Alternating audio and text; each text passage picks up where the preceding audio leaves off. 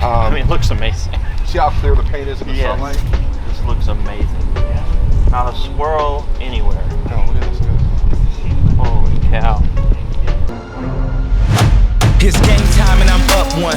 How many bottles of product? So we're about building relationships. So I'm a team of Glossy, The fastest growing brands for detailing products, chemicals, and coatings in the world. Hey guys, welcome to another edition of the Weekly Buff, and this week we have another Ferrari. It is a 2012 F8 Spider Italia.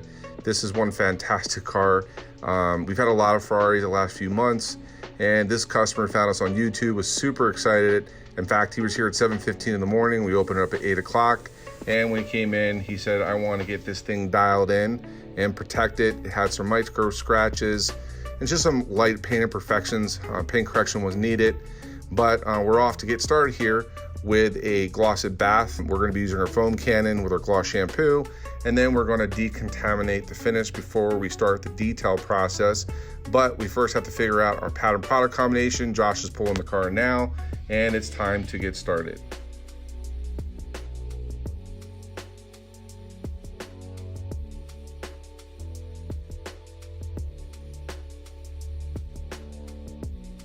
Good morning.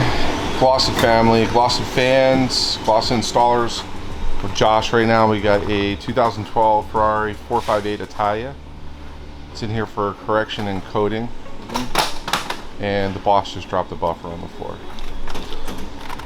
Thank God we make good equipment that takes abuse.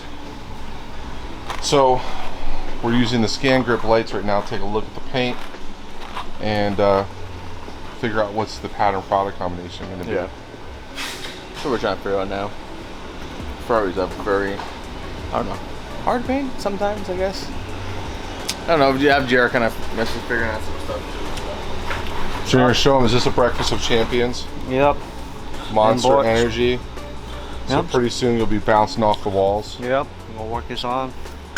Working on the Ferrari. Ferrari? Yeah, Ferrari. Can you say Ferrari? Ferrari. Like Elmer Fudd? Huh? Like Elmer Fudd? I have no clue what you said. Elmer Fudd, the cartoon character. Bugs Bunny, Elmer Fudd. Oh, is that the name for it? Yeah, Elmer Fudd. It's very nice, Mr. Wabbit. I forgot. It's been so long.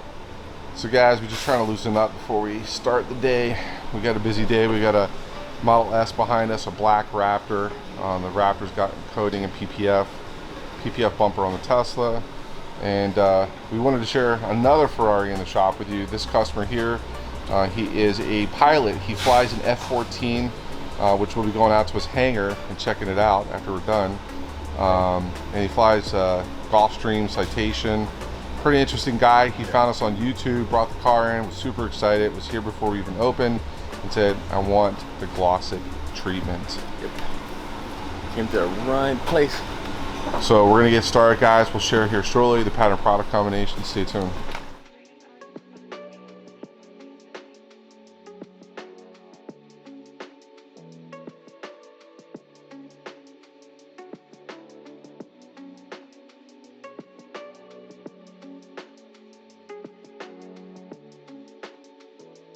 All right, Josh, what's the pattern product combination on the Italia 458?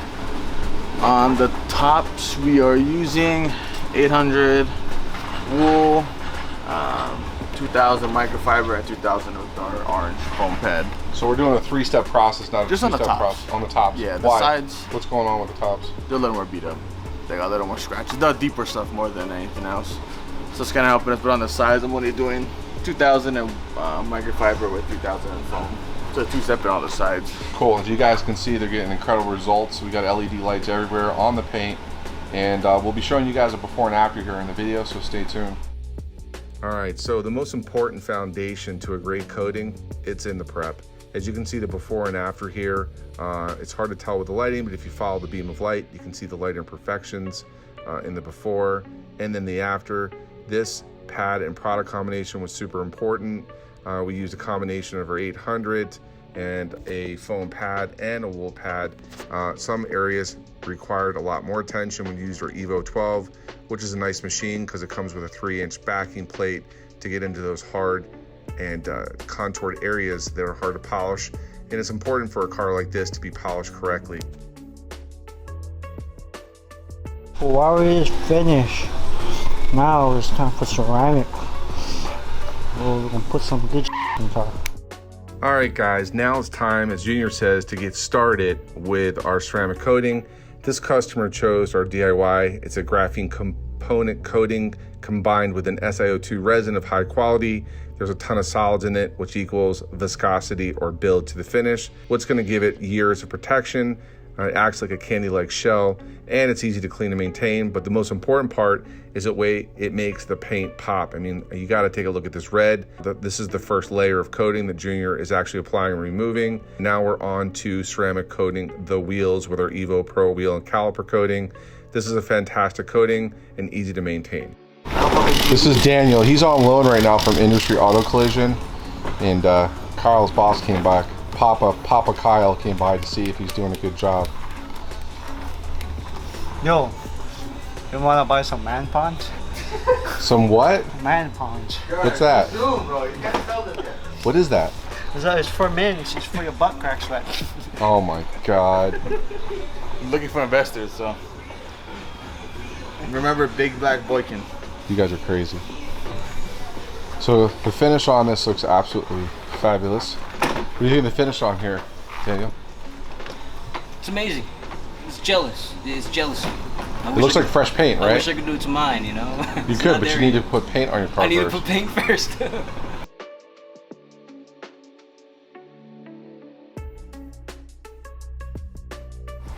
We thought this was going to be a two-step correction, and Josh went the extra step and did 3 steps. Oh, wow. Okay, because when we look at paint under focus lighting, we saw a little bit of hazing and marring. Even though the average person wouldn't see it, Josh was like, no, we're gonna go a 3rd step.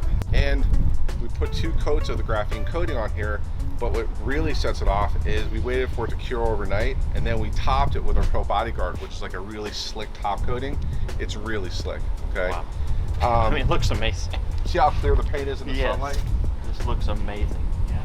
Not a swirl anywhere. No, look at this, look at this. Holy cow. It probably looks better than it did from the factory. So I think what's important is like just how you carry it, which will show you. It's really simple, it's not complicated. You can see the wheels look a lot better too. Josh ceramic coated the wheels, and so did Junior. Calipers, we reached where we could get inside here. The most thing is to pop the engine. Josh went a little bit overboard. Man, it looks so good.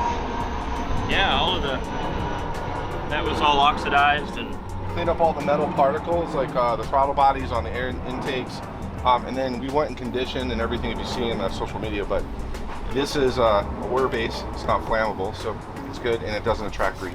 Wow. You feel it; it's not wet. Okay. it's awesome. And it looks like it would be, but it's not at all. Nope. Yeah. No, it's not greasy. It's a water-based polymer. Wow. So That was an incredible job. didn't want to get my hands. Josh gave you some custom stripes. Oh, sweet. Racing stripes. Racing stripes. Couple to make miles you an hour feel faster. So we get to the hangar. Yeah. But That looks so good. everything's done. All the door jambs were popped. I mean, it looks absolutely like how it should have come out of the factory in Modena.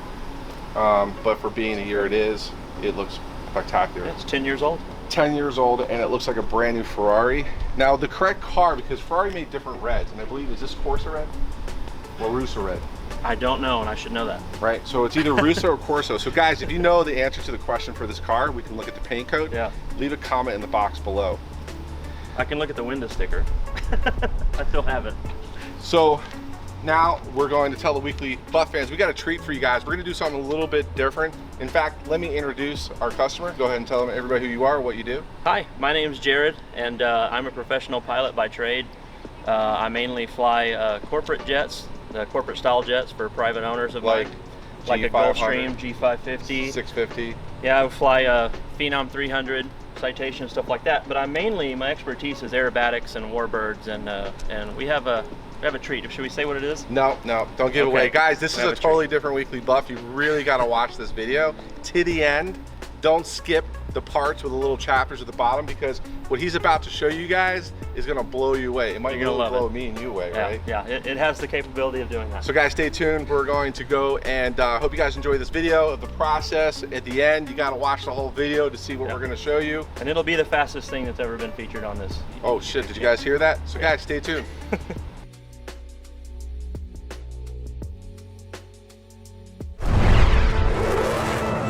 Good morning, aviators. This is your captain speaking. Guns only, no missiles. If I shoot either one of you down, you both lose. You got yourself a deal, gentlemen. Fight's on. Let's turn and burn. What the hell? Oh, shit! Mavericks coming in! Right left! Right and left!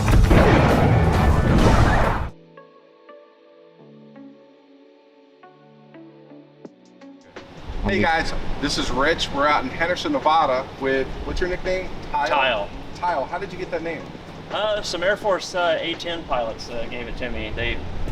It means a couple different things. They'll have to ask me if they want to know, but it's my call sign for flying this Jared Tile floor. So Play guys, on words, but it means other things. okay, so we're gonna get more into that, but you guys haven't noticed behind me, there's something very large in front of this Ferrari. It's an A4 fighter jet. Would you actually say it's a fighter jet slash what? It's an attack aircraft. An attacked aircraft. Well, for the weekly buff or the people watching this video, what does that mean? Yeah, so this aircraft was designed to actually be a nuclear bomber when it was originally designed in the 50s. And they dubbed it an attack aircraft. Like you would see an F-14 would be a fighter, an A-10 would be an attack.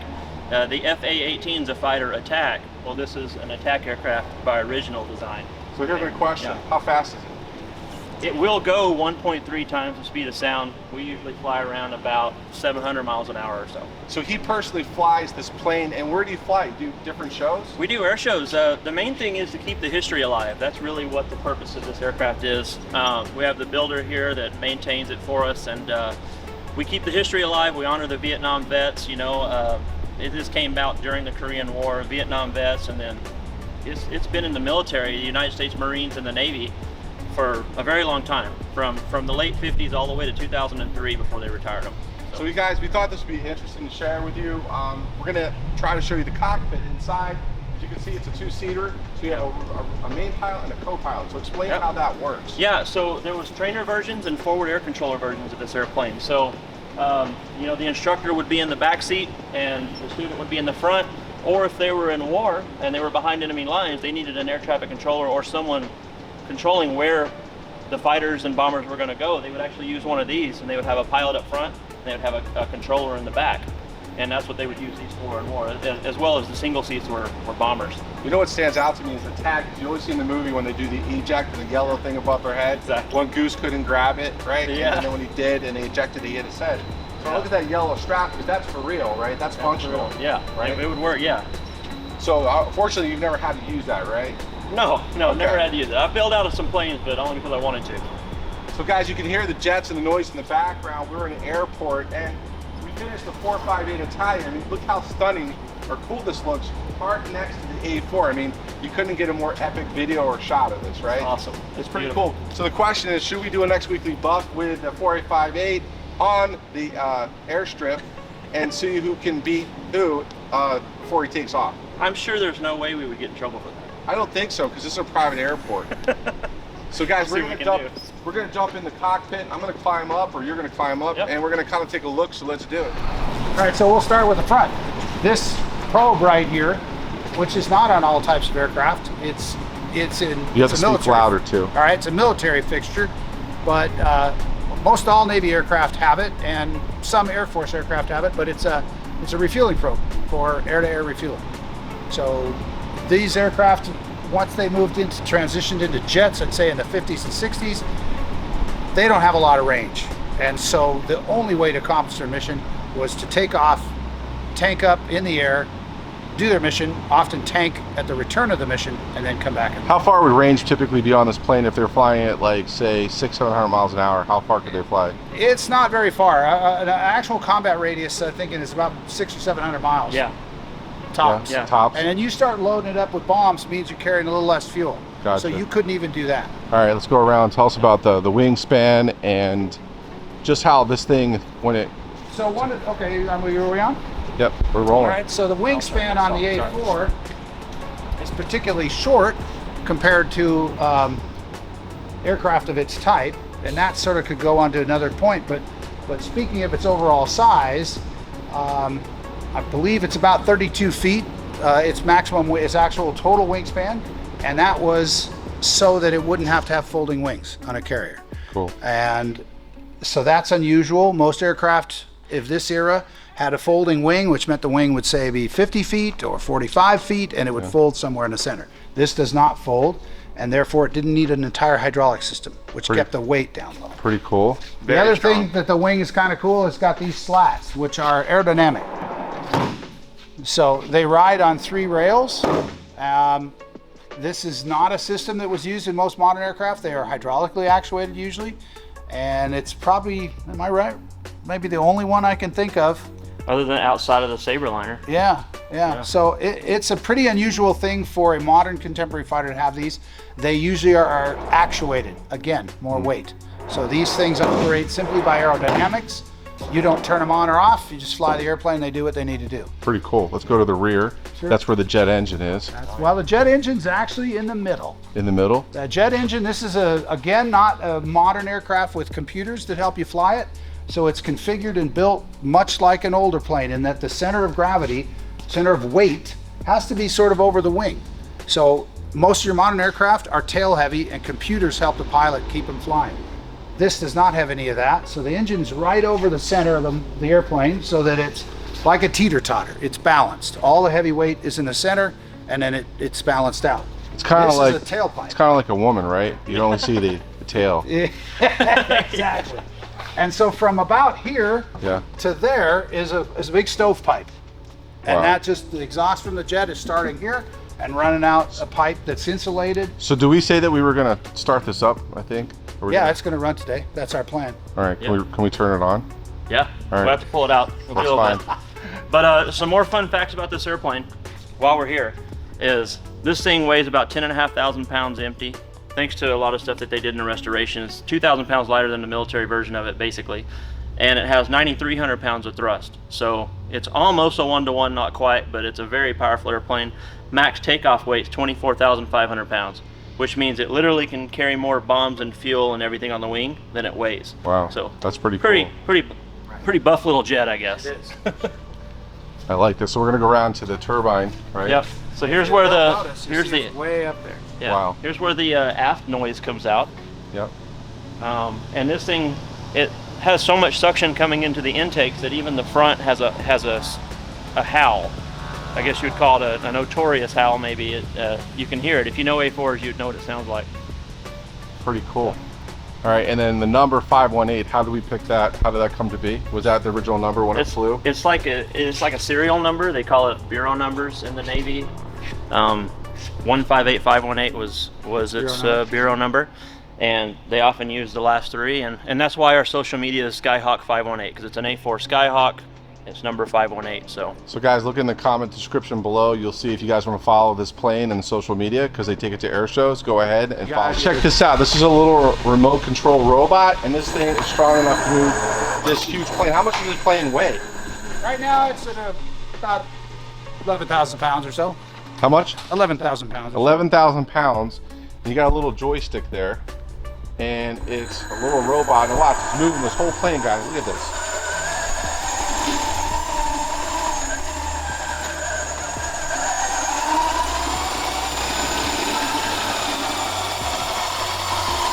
That robot's strong. it'll carry it up to 24,000 pounds. Look at that. That is amazing. Can't get you any shades there. All right.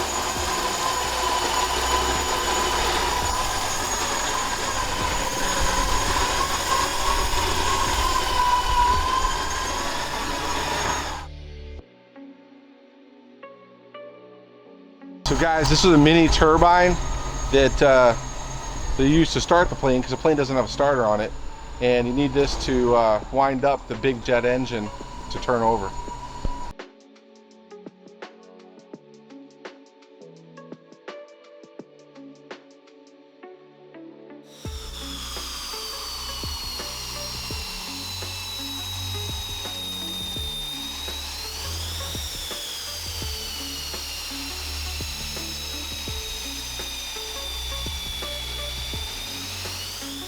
Hey guys, thanks for joining the Weekly Buff this week. And we also want to thank Jarrett with his Ferrari 458 and giving us a private tour of the A4 Navy fighter jet.